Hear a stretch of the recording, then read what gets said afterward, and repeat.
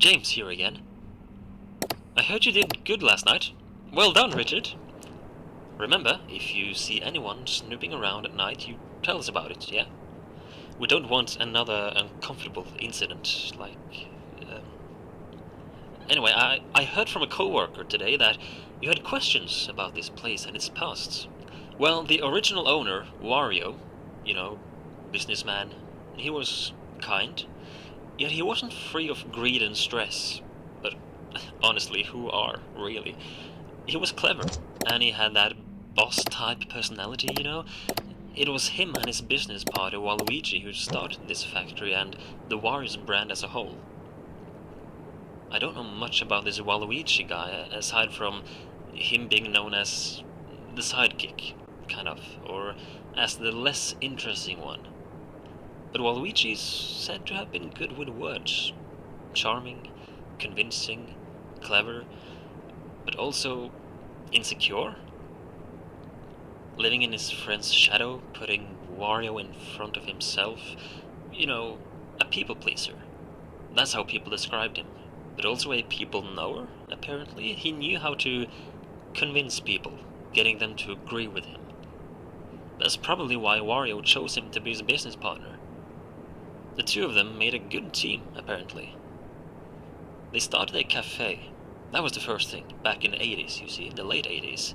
Wario's Cafe, it was their first business, and that's also where this secret recipe of his found its footing and grew popular.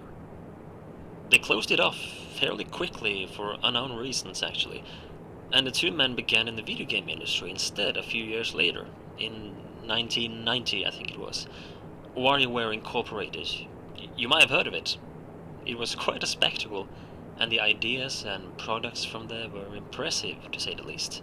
However, people called the place haunted. Rumors has it that even Wario himself claimed the building felt off, and WarioWare actually partly burned down a few years later, unfortunately. It must have been an electrical fire, I guess.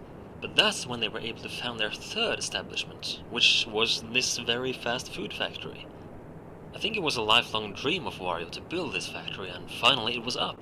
And things were going well until, I told you the owner died. But that's not quite the entire story. He, Waluigi, along with 3 of their co-workers, completely disappeared one day. Gone. Nobody found them, heard from them, nothing.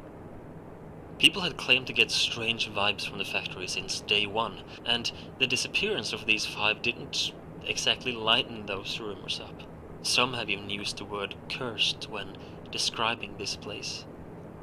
So what happened to them exactly, we don't know for sure. But I've talked long enough for tonight, Richard, I'm sorry.